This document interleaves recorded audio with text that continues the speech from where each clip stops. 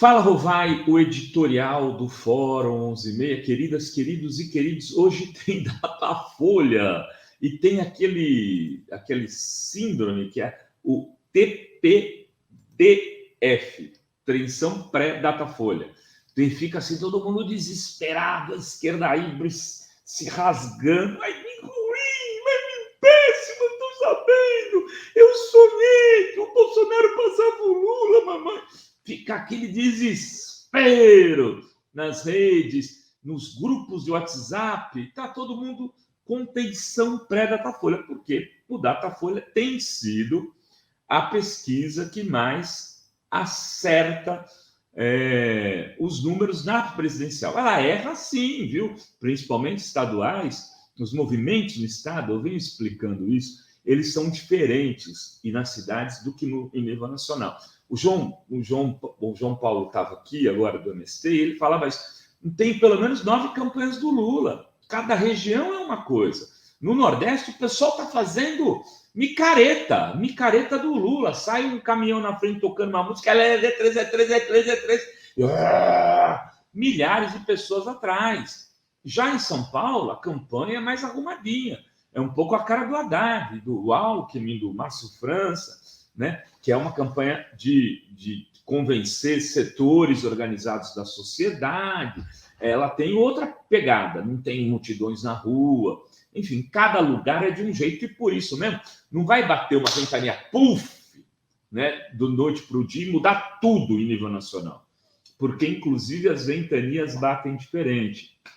A questão que está colocada agora, que a gente precisa ver, é que faltam 17 dias, vai sair esse Datafolha. No último, a diferença era 11%, no penúltimo era 13%. Né? O Lula está bicando o primeiro turno, está com 49% dos votos válidos e pode acontecer tudo. Aí, o que eu fui fazer? Eu fiz a lição de casa junto com o meu amigo Antônio Arles, né, do Dataforum. Ele pegou lá, pesquisou os Datafolha de 2018 do primeiro turno, Guilherme, aquele gráfico, esse gráfico aí. Boa, Guilherme. Guilherme colocou o seguinte, ó, o Datafolha, não sei se vocês estão conseguindo ver, eu aqui vejo mais ou menos, né? Vocês acho que estão com a tela maior, devem estar vendo melhor. Mas o que aconteceu ali? Eu vou aqui olhar, eu vou olhar aqui o meu gráfico, que fica mais fácil para eu falar para vocês. Ih, não está abrindo. Laia, peraí, tenha paciência que vai rolar. É o seguinte, esse aqui, abre, Rovaizinho, aí, ó. Se você for olhar, a gente tem pesquisa desde dia 10 de setembro aí, né? Começa no dia 10 de setembro, o Bolsonaro tinha 31, mais ou menos nessa época, 31, o Haddad 16, e o Ciro 13, o Alckmin 12, né? Se eu não me engano, olhando aqui, o Alckmin é o verdinho, é aqui, não, o Alckmin é o azulzinho, né? Enfim, o Haddad tinha 31, fica mais claro aqui para mim, o Ciro tinha 14, o Haddad tinha 16 e o Bolsonaro 31. Aí o Bolsonaro foi crescendo para 32, 34, 33, que foi o momento mais próximo que ele teve do Haddad, 33, Bolsonaro 26, Haddad, Ciro 12, no dia 28 de setembro. Ou seja, a eleição foi no dia 7 de outubro, eram aproximadamente 9 dias antes da eleição. O que aconteceu de diferente nesse momento? Veio o depoimento do Palocci.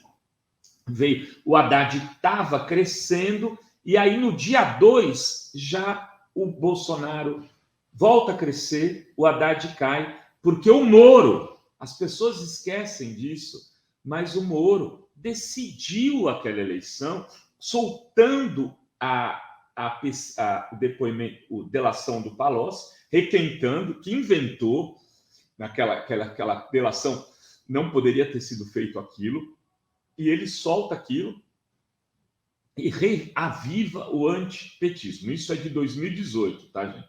É de 2018. O que eu estou querendo mostrar com isso? Estou querendo falar para vocês o seguinte: ali, mesmo tendo essa delação do Palocci que saiu, o Haddad continuou ali de 26 para 44, 25, 25.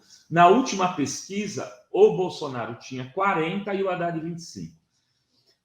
Primeiro, é mentira do bolsonarismo que nessa época o Haddad estava na frente do Bolsonaro. Nunca teve.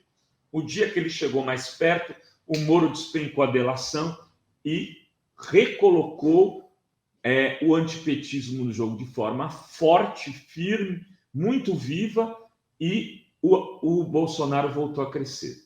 A última pesquisa, o Bolsonaro tinha 40 e o Haddad 25. O Ciro tinha 15, o Alckmin tinha 8. A Marina já tinha 3,3. O que aconteceu da última pesquisa realizada no dia antes da eleição para a eleição? Os dois candidatos, vocês estão vendo aqui, ó, a flecha do Bolsonaro sobe, a flecha do Haddad sobe. Os dois candidatos concentraram a maioria dos votos. Volta para mim, Guilherme. Ali, o movimento foi de que os indecisos... mas tinha tanto indeciso assim, Rovai? Os indecisos não são só aqueles que se dizem indecisos. Os indecisos são todos aqueles que ainda não falam na espontânea em quem vão votar. Porque você pergunta, quem você vai votar para a República? O cara fala, ai, rapaz, não sei. Então, e se os candidatos fossem esses aqui? Ah, bom, aí então eu voto nesse. Esse cara está decidido? Não, esse cara ainda é indeciso. E há uma grande parcela dos votos ainda para presidente da República que está nesse momento indecisa, olhando por esse viés, não só por aqueles que dizem, eu estou indeciso. Eles se movimentam na reta final. Em geral, eles vão para onde? Para os candidatos que têm mais relação com o voto dele e que estão melhor colocados. O que pode acontecer? Qual é a tese deste jornalista, professor e blogueiro? A tese, a minha hipótese, para falar de forma mais correta, é a de que isto vai acontecer de novo. O Guilherme, põe o de 2022, o gráfico de 2022. Esse é o de 2022. Tem uma certa estabilidade, uma diminuição da diferença do Lula. Essa diminuição aconteceu em 2018. Lembra que eu falei? Ela aconteceu. E, de repente, depois o Bolsonaro, que estava na frente, voltou a descolar. Pode ser que aconteça uma diminuição da diferença agora do Datafolha? Pode. Isso significa que está perdida, que agora vai continuar e que o Bolsonaro vai passar? Não. Isto não aconteceu em 2018. E a rejeição do Bolsonaro é o antipetismo da eleição passada. Eu conversava com meu amigo Bruno Tortua, inclusive em São Paulo, falou: o antibolsonarismo e o antidorismo é maior que o antipetismo. E não só nesses lugares. Então, a rejeição ao Bolsonaro também precisa ser trabalhada por quem está fazendo a disputa eleitoral, pelas outras campanhas. E se a tendência se mantiver nessa eleição e o Bolsonaro e o Lula crescerem na reta final, o que vai acontecer? Nessa eleição não existe um Ciro de 2018, que tinha 15%. O Ciro de 2022 é um Ciro de 7%. Ele vai ganhar votos ou ele vai perder votos na reta final? A tendência é ele perder votos. Em ele perdendo votos, o primeiro colocado pode fechar a eleição no primeiro turno. Bom, qual é a tendência hoje? É o Lula ganhar no primeiro turno. Bolsonaro pode virar? Em eleição pode acontecer tudo. Tudo sempre pode acontecer, inclusive em função do extraordinário ou das armações, como no caso do Sérgio Moro, que cometeu um estelionato eleitoral como juiz naquela eleição, divulgando de forma criminosa a delação do Palocci. Eu sempre falo isso, porque aquilo, as pessoas falam muito da facada. A facada foi antes, já tinha acontecido, e o Haddad diminuiu a diferença, como eu mostrei para vocês no gráfico anterior. Enfim, os indecisos tendem a caminhar para os líderes, por afinidade, no caso. Os mais de direita para o Bolsonaro, os mais centro-esquerda para o Lula.